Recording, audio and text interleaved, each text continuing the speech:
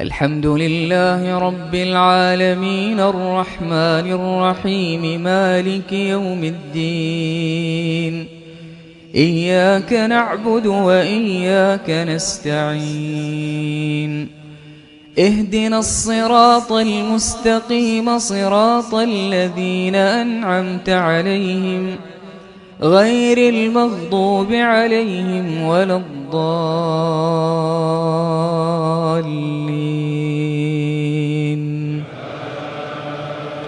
آمين.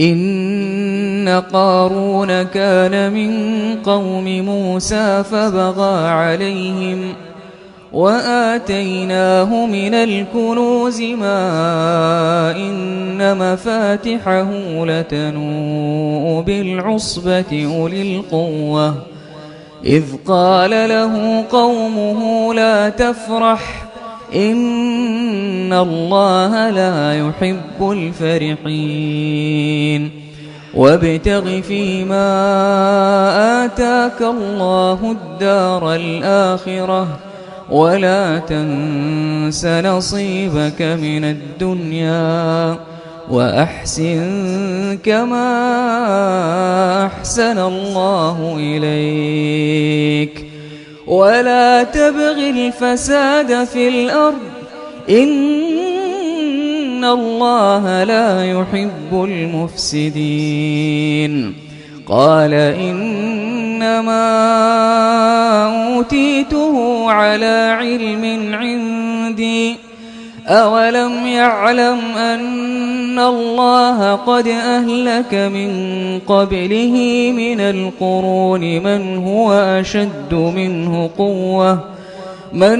أشد منه قوة وأكثر جمعا ولا يسأل عن ذنوبهم المجرمون. فخرج على قومه في زينته قال الذين يريدون الحياة الدنيا يا ليت لنا مثل ما أوتي قارون إنه لذو حظ عظيم. وقال الذين أوتوا العلم ويلكم ثواب الله خير لمن آمن وعمل صالحا ولا يلقاها إلا الصابرون.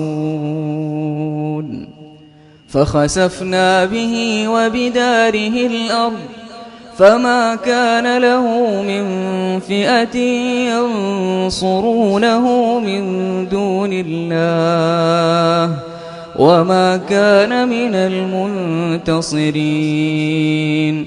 وأصبح الذين تمنوا مكانه بالأمس يقولون ويك أن الله يبسط الرزق لمن يشاء من عباده ويقدر لولا من الله علينا لخسف بنا وكأنه لا يفلح الكافرون. تلك الدار الآخرة نجعلها للذين لا يريدون علوا في الأرض ولا فسادا والعاقبة للمتقين.